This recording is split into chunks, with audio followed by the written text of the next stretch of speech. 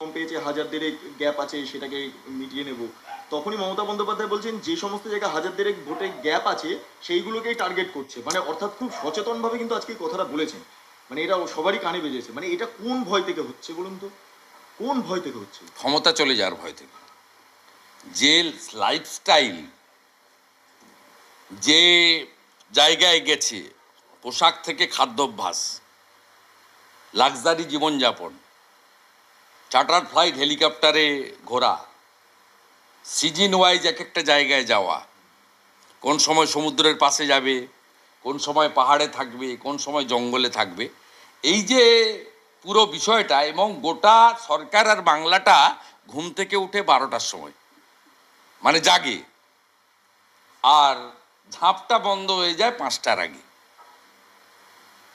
24x7 নেই এখন। 12টা থেকে 4টে, 4:30, বড় জোর 5টা। এই যে পরিবর্তন, এই যে আম আদমি থেকে উজিরে আলা, এই পরিবর্তন কেজরিওয়ালের মতো অবস্থা হবে জেনে নিয়েই ফিওর সাইকোসিস থেকে আবল তাবল কম্পিটিশন করে ছোটটা আর বড়টা একসঙ্গে গিয়ে গেছে। শেষ প্রশ্ন একদম 10 সেকেন্ড। সেটা হচ্ছে 15,000 লোক নিয়ে একটা বৈঠক হলো, মমতা ব্যানার্জির একার ছবি রইল, দুজনই বক্তব্য রাখলেন এবং মমতা ব্যানার্জি সেখানে শেষ বক্তব্য দিয়ে রাখলেন যে প্রতীকী শেষ কথা। কেউ হঠাৎ করে এসে আমি আজ থেকে দাদার কথা শুনি, দাদার আমার নেতা, মানে এসব বলা চলবে না। এই শব্দ এতদিন তৃণমূলের দিদি চলতো, হঠাৎ দিদির মুখে শোনা গেল দাদা আমার নেতা বলা চলবে না। এই বার্তাটা হঠাৎ দাদা এলো, হঠাৎ তৃণমূলের দিদির মুখে দাদার কথা। আমার জানা নেই কেন বলেছেন, ওনারা আন্ডারস্ট্যান্ডিং থেকেই বলেছেন, হয়তো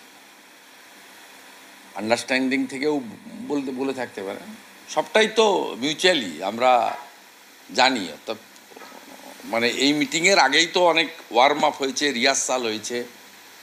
যাত্রাতে যখন স্টেজ পারফরমেন্স হয় তার আগে অনেক রকম পাউডার, স্নো, রং, কালার এসব মাখতে হয়, মুখস্থ করতে হয় 2-3 বার করে মাইকের সামনে, আয়নার সামনে, সব হয়ে তারপরে হয়েছে।